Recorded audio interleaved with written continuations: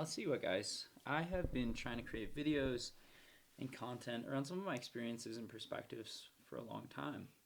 And one of the things that got in the way of me creating this content and talking to all of you was the cringe factor.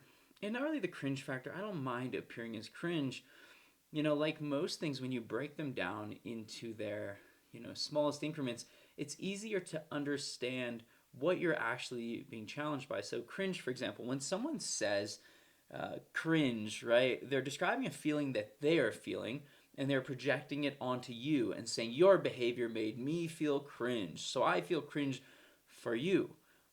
But guys, the truth is you just feel cringe, right? And it's because you are imagining yourself in that same set of circumstances and you are assigning it a particular value based on your preconceived notions, your experiences, all of this. What I've come to what I've started to notice over the years is that most people feel cringe about just about everything. People are socially awkward. They're strange. They don't want to connect with people. They're afraid of mistakes. They're afraid of failure. They're afraid of being ostracized from the tribe. Now, this goes way back, right?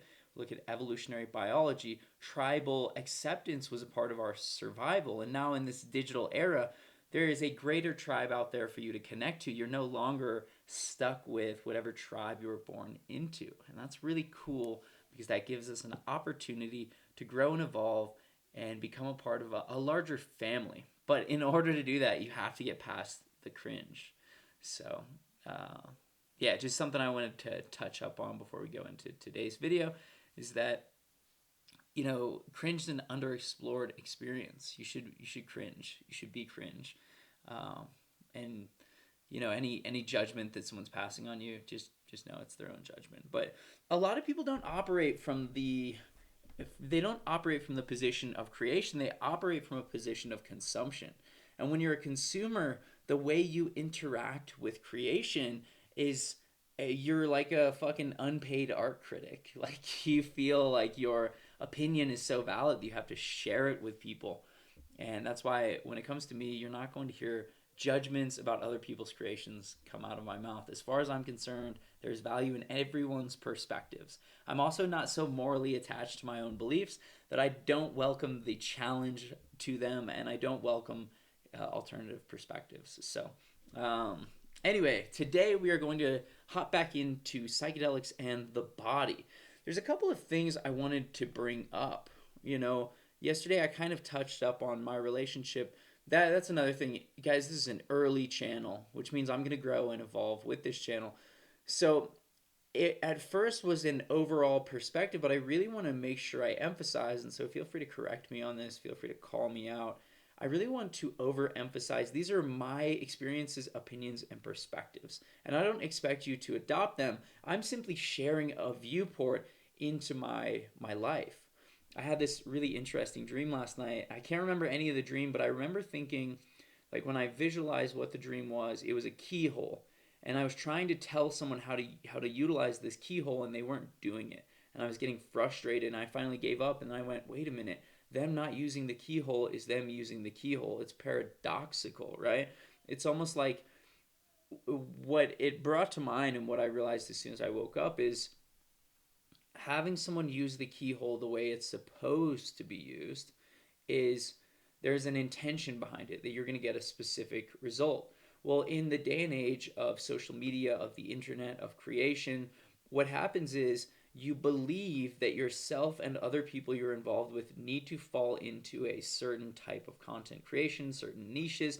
You think that your outward appearance has to be constructed and manufactured in a way that gets you a specific result. And the truth is, that's not what this is, right? The internet is a perfect example of the universe. The universe, you don't have to create some specific thing. You don't have to have all the morals and dogma. You can if you want to. It's not actually doing anything for you other than maybe solidifying your own perspective. If that's what you need to do, by all means, go do it. But it's not actually lending towards the final result of whatever in life. I hate to break to you, this is not a meritocracy, right? There's shitty people with lots of money and lots of success. There's good people who die homeless. There's good people who starve to death, right? So this is not a meritocracy. The universe doesn't give a shit about your intentions. The universe gives a shit about your action. Whatever you are, whatever seeds you plant, as long as you continuously plant seeds, they will blossom, they will grow, they will come to fruition. And so in this dream, my realization was like, don't manufacture, right? Don't try and force the key to open the door. Just share the image of the key not opening the door. And what that means is your goal should be to emanate truth, to share your truth, and not to try and manufacture any sort of specific outcome. So I got a great message in my dreams last night, and the message has been received. And I'm not going to try force any particular perspective or narrative on this YouTube channel. What I am going to do is inform you, share my own experiences, my own opinions, and then from that, I'll let you guys draw your own opinions and conclusions. If you think I'm full of shit, that's totally cool. I think that we need to get back to that place to where we can say, hey, man, I love you and I disagree with you, right? But here's the thing is so many people, they're so emotionally invested in their own beliefs and opinions, that becomes a very challenging endeavor. So we're here to give it a try. We're here to put some ideas out into the ether, into the universe, and see who picks them up, who consumes them, who shares them, who is interested in them. And at the end of the day, man, it's kind of like the Duncan Trussell cartoon Midnight Gospel. He's really just broadcasting from different galaxies, realities, universes. I don't know, maybe galaxy is the wrong word, but he's broadcasting from different realities. And I think that's such a wonderful way to look at this is I'm just broadcasting my reality, right? I'm not going to give you any sort of manufactured reality. I'm not going to sit here and pretend to be something I'm not. I'm just going to be myself, and I'm going to share that experience with you.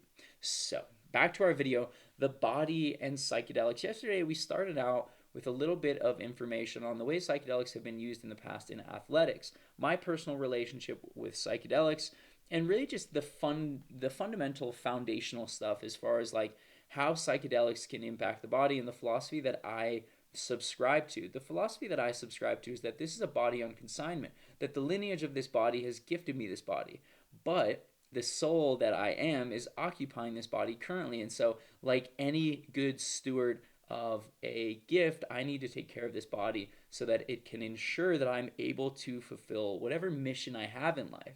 Whether your mission is just to raise some kids, live in a little house on the prairie, or whether your mission is to build a defense contracting company, whatever your mission in life is, right? Take care of the body so you can actually deliver on that mission. That's my belief. So anyway, below the surface, I think the greatest value of psychedelics in the body, it comes down to three fundamentals. We'll start out with number one is visualization. If you want to create anything in this reality, you have to be able to visualize that which you create. A lot of people kind of lump this into manifestation, but I would say this is actually maybe the cornerstone of manifestation. You need to be able to visualize, but there's this tricky thing where you have to also remain present. So you have to be able to picture a future, know that it's coming, but also not kind of dwell on the fact that it's not here yet. You have to really feel in your body that it's coming. And psychedelics are a great tool to allow us to access this kind of visualization process. As I mentioned in my video yesterday, one of my videos, I don't remember which one, I mentioned the fact that the first time I did LSD, I stood in the mirror, and when I stood in the mirror, I had a six-pack, and I was in really good shape, and at the time, I was kind of a skinny, fat kid who had never worked out in his life. And maybe a year or two later, when I finally started training and got in really good shape, I was like, oh man, it's the me from my LSD experience. So that visualization really helped keep me in alignment, and it's one of these interesting things where until the mind can perceive something as a possibility, the mind cannot even begin to visualize it, right? So what I mean by that, maybe there's a better way to say that, but what I mean by that is there's this psychological phenomenon where until something is introduced to us, we cannot perceive it. A great example that's used for this is that they say when the first settlers hit, Plymouth Rock or whatever, they didn't come directly to shore. They stood outside. And it may be Roanoke Colony. It might not be Plymouth Rock. But when some of the first English colonizers came to the New World, they parked their boat offshore And they say that the natives didn't see the boats. And the reason they didn't see the boats is because they had no perception that would allow for them to even imagine, let alone perceive, something so grand. What finally gave it away was the fact that the wake in the water was changing. That's what finally gave it away. Oh, one sec, I have to reset something on here. All right, hopefully that didn't fuck up the framing too much. I can kind of square it up in post-production, but we're trying to keep the continuity here. So back to what I was saying is until we can actually visualize something, we can't necessarily experience it. Another great example of this that's more of a layman's example or a modern history example is the 4-minute mile. The 4-minute mile or the 5-minute mile? Man, I always get those two fucked up. 5-minute mile. So the 5-minute mile was finally broken in the 1950s. Before that, no one could break it. We've been running for thousands of years. Running anatomically is nothing new to the human body. As a matter of fact, we were kind of built to run. Well, so it begs the question, why did it take so long to run the 5-minute mile? Furthermore, why is it that as soon as we complete it, as soon as someone finally ran the 5-minute mile, then all sorts of professional runners were able to start running 5-minute miles? Now it's very common. You even have high school athletes who can run these 5-minute miles. So the idea is until something exists in the mind, until someone can visualize something, they can't experience it. And most of the time what allows us to visualize something is seeing other people who can do it successfully. Because at the end of the day, we realize, oh, I'm no different than you, and you're no different than me. Let's see if I can get this a little bit closer so the sound's not too off. So visualization, I think that's one of the cornerstones of the body and psychedelics and that mind-body connection. Anything you're trying to do with your body, you're going to need to be able to visualize it first. So, we could talk about athletics. We could talk about health and well-being. We could talk about even just internal peace. If you can visualize internal peace, your ability to obtain it is significantly higher. Where if you're just wandering on a path, hoping that someday you'll hit something, you may hit it, but may take you a little bit longer to get there. So I think visualization as a cornerstone is fundamentally something that needs to be studied further, and it's of great importance. After visualization, we have suffering. Suffering is very fascinating because I think this more applies to athletics, right? When you are an athlete and you're attempting to train, compete, perform, what happens is you're going to inevitably have to suffer. Right? As is the human condition. But here's the thing about suffering that psychedelics allows us to do. Psychedelics distorts time. It allows us to experience and perceive time in ways that we wouldn't necessarily normally experience time.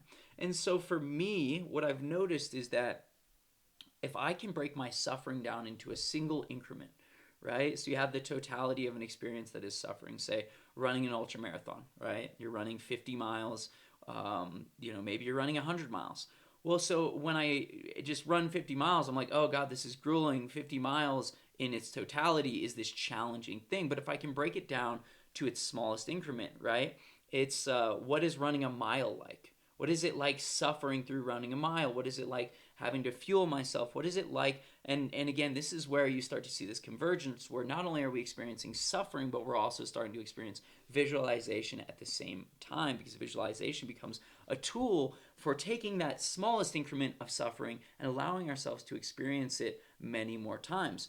I'm a firm believer that if you can experience even a single increment of suffering, then you can experience a million seconds of suffering, and all it requires is great visualization, great internal fortitude, and an ability to understand the nature of suffering, right? The body can keep up. The body is capable of superhuman stuff. We just have to be able to visualize, and we have to be able to give ourselves the perspective, understand, kind of frame it in a way that allows us to perceive it, right? Which kind of goes back to this visualization aspect. Until you can perceive it, you can't achieve it. And so with psychedelics, you're able to perceive your suffering in a way that allows you to go, no, I can handle one increment, I can handle 1,000 increments. If I can handle one lash from a fucking whip, then I can handle 1,000 lashes, because the pain is not going to be greater. Mike Tyson likes to say, what's worse, getting punched in the face or thinking about getting punched in the face? Thinking about getting punched in the face is a lot worse, right? And so most of our suffering occurs in the mind. When you have a tool that allows you to access and utilize the mind, all of a sudden suffering becomes something that you can actually digest, something you can actually handle. Lastly, right, and again, these are some of the things that I think are helping us understand like the value of psychedelics in utilizing the body.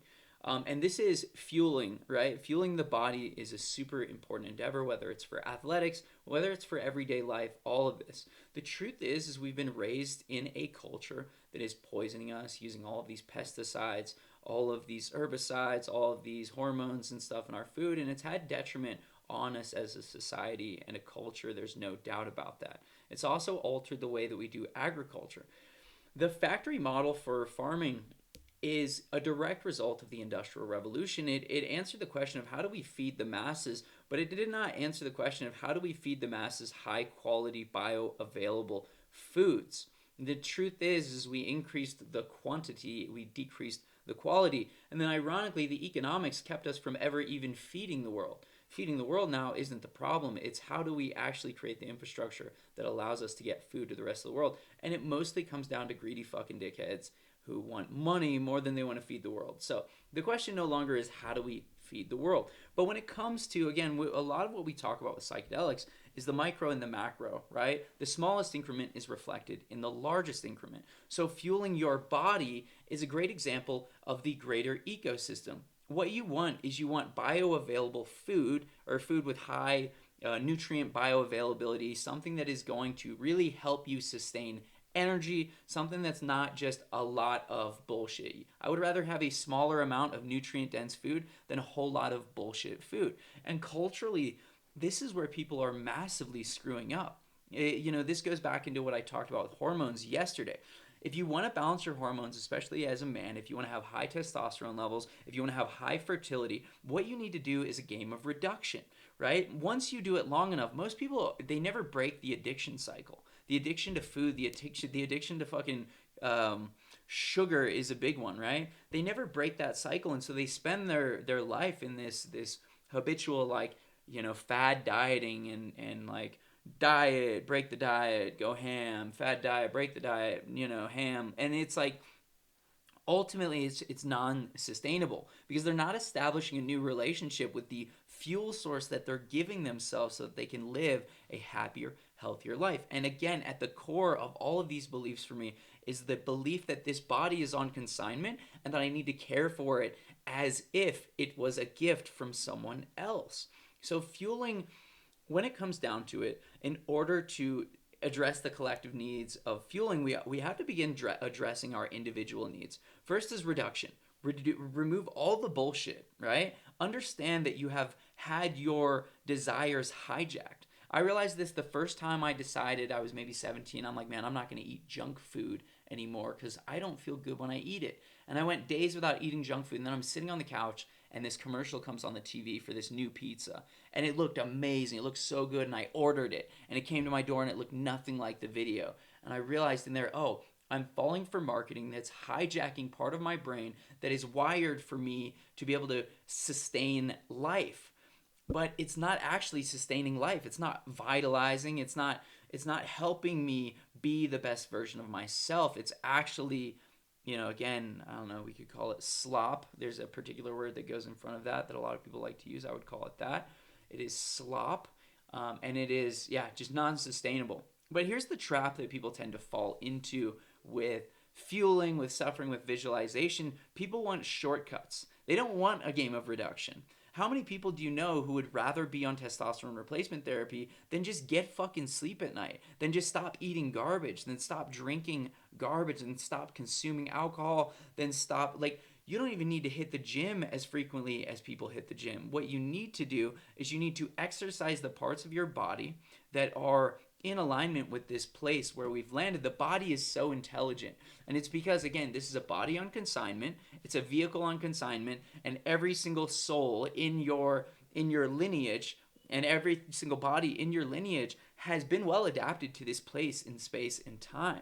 And so to think that the body needs all of these, hormones and all this shit, it's ridiculous, right? What they're doing is they're getting really comfy with transhumanism Because once you get comfy with transhumanism, then you're going to completely abandon that which makes you human. And I think that down deep there is possibly forces at play that want you to be disconnected from your humanity. They want you to be disconnected from the fact that this thing is a super fucking machine and it can do amazing things if you allow it to do those things and if you get out of the way. So, let's see, fueling. Another good one is for psychedelics. I've noticed that it helps you, again, psychedelics in their nature are very reflective tools. And so it helps you reestablish relationships with eating. And what's interesting about this is a lot of people with eating disorders find solutions through psychedelics. A lot don't, right? Don't get me wrong. The psychedelics, again, they're for awareness. Awareness doesn't solve the problem. It's what you do with the awareness that allows you to actually solve the problem. But I know a lot of people who suffered from eating disorders, and psychedelics kind of helped lend awareness to the things that were actually creating the environment inside of them that made it so the eating disorder seemed like a viable solution. Myself included, when I first started training, I got in really good shape. But then I started going, well, I always need a 6-pack. Well, I always need an 8-pack. Well, I always need washboard abs, right? And I started attaching my value to that, and it impacted my eating.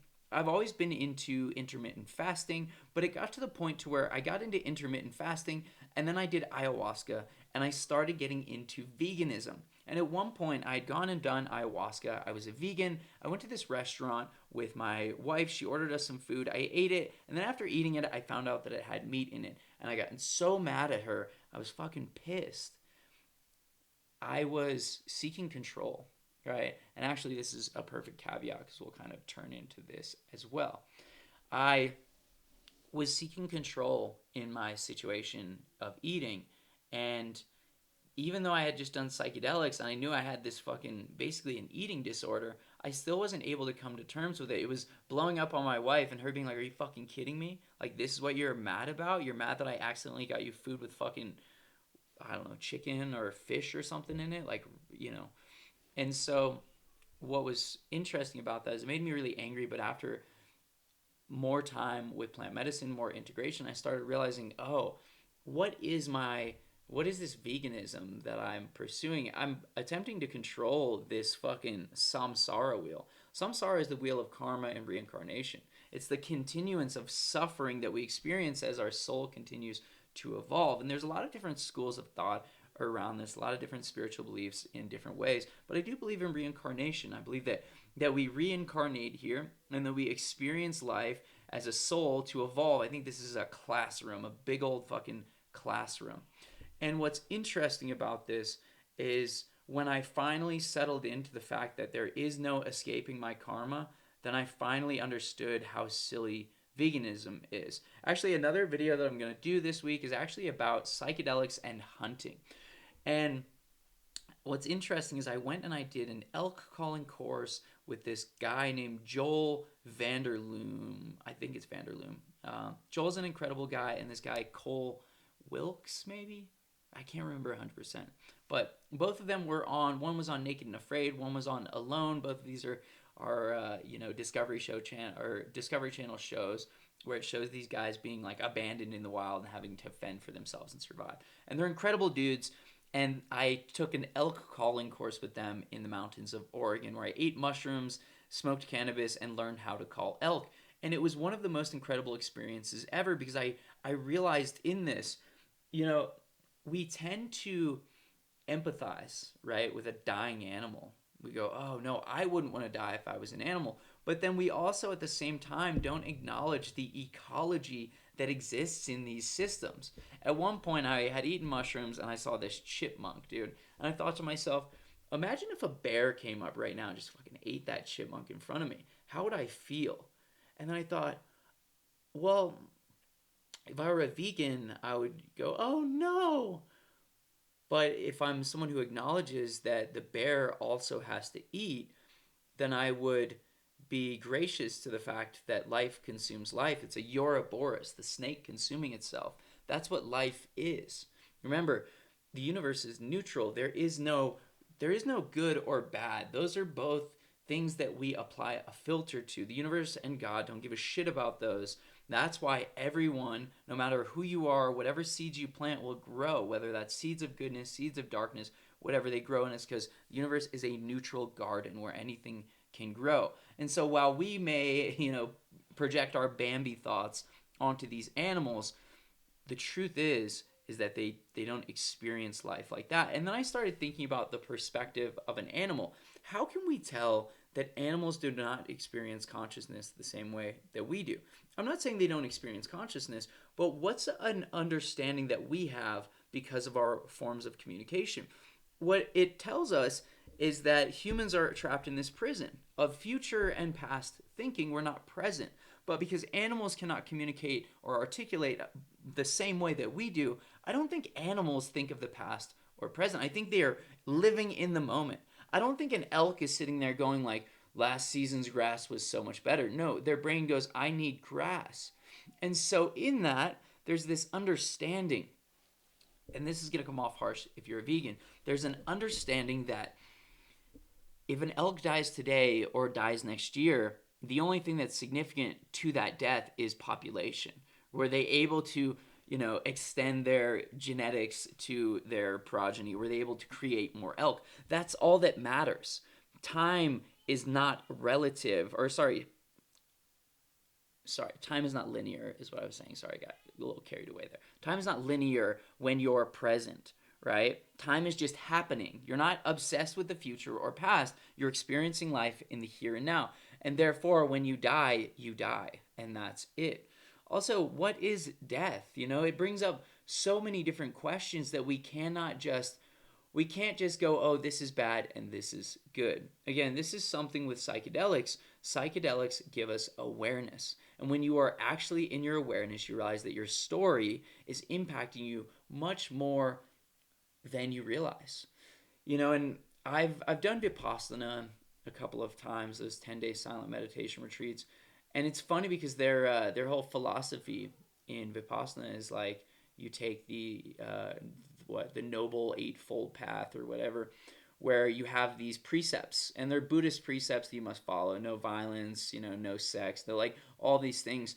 And I thought it was ironic. I'm at this Vipassana center, and I saw the groundskeeper setting traps for what I assume was like rats or something, maybe rabbits. And then I saw them killing, there was wasps in one of the bathrooms, and they sprayed the wasps with wasp spray and killed them all. And I thought, you see, there are exceptions, right? We tend to associate size and we project our own, animation onto these animals. But tell me this, what makes a mouse more or less valuable than a bear? Is it that we can observe a bear as having the same instincts as us? Another example is snakes. Rattlesnakes are maternal. Rattlesnakes live in dens, they have families, they have siblings, and they have like these really intricate and fascinating lives. Does that mean that a rattlesnake is as valuable as your dog or cat? Veganisms go to the extreme in one direction where they go, oh, this means everything has value and we can't kill anything. But life has to consume life to be sustained in any number of metrics. The fire of life must consume the vegetation. The fire of life is a force of creation, and so is destruction, right? Birth implies death. Cop implies robber, so on and so forth. This is duality in its fundamental understanding. This is what brought me away from veganism. Again, this is just my experience and some of the things that made me aware of what veganism is. I think this also gives a very good argument for hunting. Now, I am not a Sith, right? Only the Sith deal in absolutes.